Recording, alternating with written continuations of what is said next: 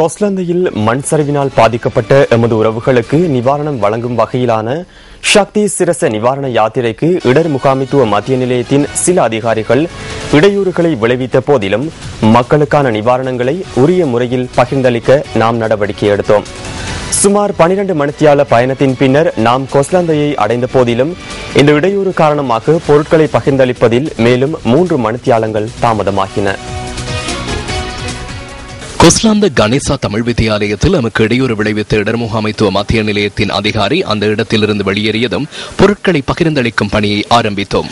එතකොට මෙතන ඉන්න DMC එකේ ප්‍රධානියා කියනවා එතුමාට කවුද කියලාලු අපි මෙතන තුනට එනවා කියලා. ඒ නිසා මේ අපිට උදව් කරන්න බෑ බෙදන්න දෙන්න බෑ කියලා. දැන් අපිට මේක බෙදන්න නැතුව අපිට මේ කිසිම විදියකට ෂුවර් කරා ගන්න බෑ මේ මිනිස්සුන්ට මේක හම්බ වෙන්නේ නැද්ද කියන එක එකක්. අනිත් එක අපි මෙතනින් එක බෙදන්න නැතුව යන්නත් බෑ. දැන් මේ මිනිස්සු ඉන්න කෙනා මෙතන නැහැ. அந்த இடத்தில் இருந்த இடர் முகாமைத்துவ மத்திய நிலையத்தின் ஒரு சிலரே நமக்கு இடையூறு விளைவித்த போதிலும் ஒட்டுமொத்தமாக இடர் முகாமைத்துவ மத்திய நிலையத்தின் நிலைப்பாடு அதுவல்ல என்பதனை நமக்கு புரிந்து கொள்ள முடிந்தது.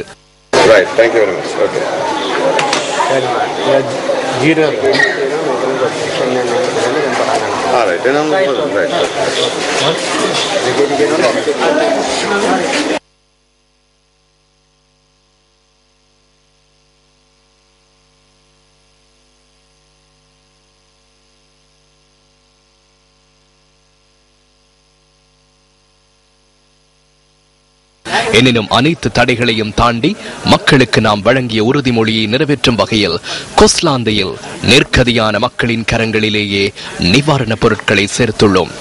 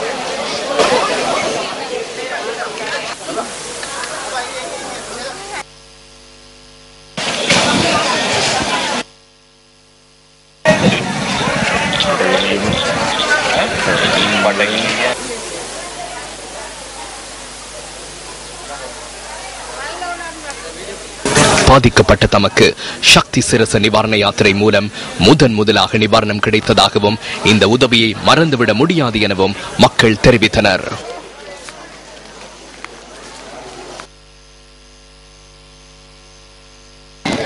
சக்தி டிவிக்கு நாங்கள் நன்றியை தெரிவிக்கிறோம். இந்த மாதிரி யாருமே எங்களுக்கு சாமான் கொண்டு கொடுத்தது இல்லை. இவ்வளோ நாளைக்கு வந்து இன்னைக்கு 5 நாள் ஆச்சு.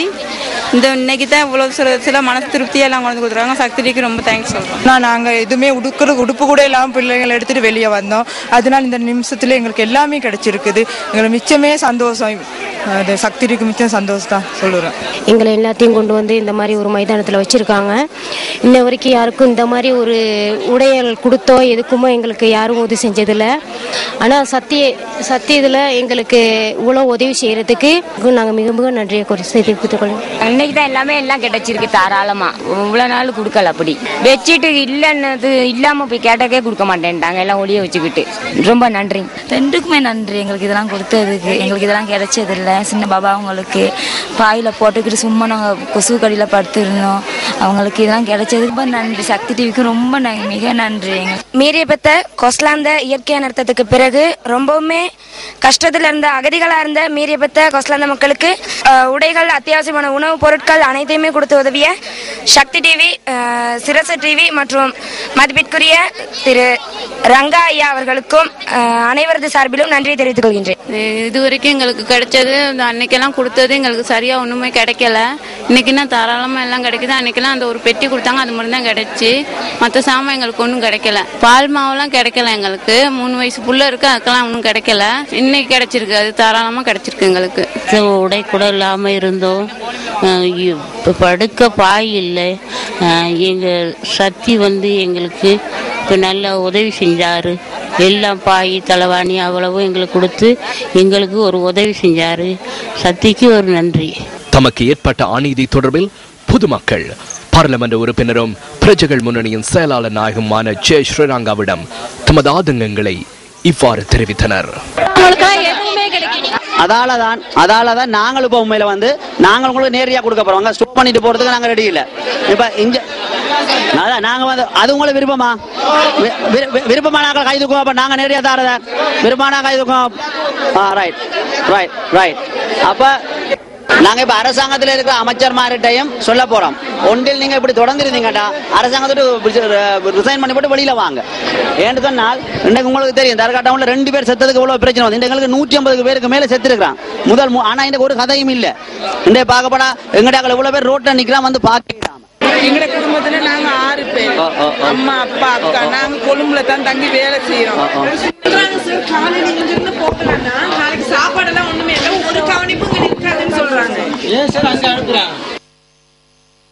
இதேவேளை தலவாக்கரையில் பெருந்தோட்ட தொழிலாளர்கள் உள்ளிட்ட குழுவினர் சேகரித்த பொருட்கள் மற்றும் பணத்துடன் கொஸ்லாந்தையில் மண் சரிவால் பாதிக்கப்பட்ட மக்களை சந்திப்பதற்காக நேற்று மக்கள் சென்றனர். எவ்வாறாயினும் பெருகில சந்தையிலிருந்து பாதிக்கப்பட்ட மக்கள் தங்க வைக்கப்பட்டுள்ள பகுதிகளுக்கு செல்வதற்கான அனுமதி அவர்களுக்கு கிடைக்கவில்லை.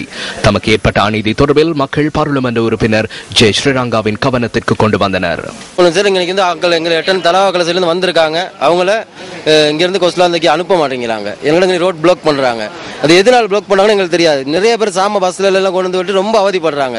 அவங்க இப்போ சாமெல்லாம் கொண்டு அவங்க கை கொடுக்குறதுக்கு இங்கே போயிட்டு கொஸ்லாந்த போனாலும் கொஸ்லாந்தில் சிலிப்போன எடுத்தால் பார்க்க விட மாட்டேங்கிறாங்க. அது எதுனாலன்னு தெரியல சார். அந்த காரணம் எங்களுக்கு தெரியணும். நாங்களும் சாமான் கொண்டு வச்சிருக்கோம் சார். நாங்களாம் கொடுத்து ஏன்னா ஆக்கள் கைக்கு போய் சேர மாதிரி சாமான் எல்லாம் கொண்டு அவங்க அங்கங்க ஸ்டாக் பண்றாங்க.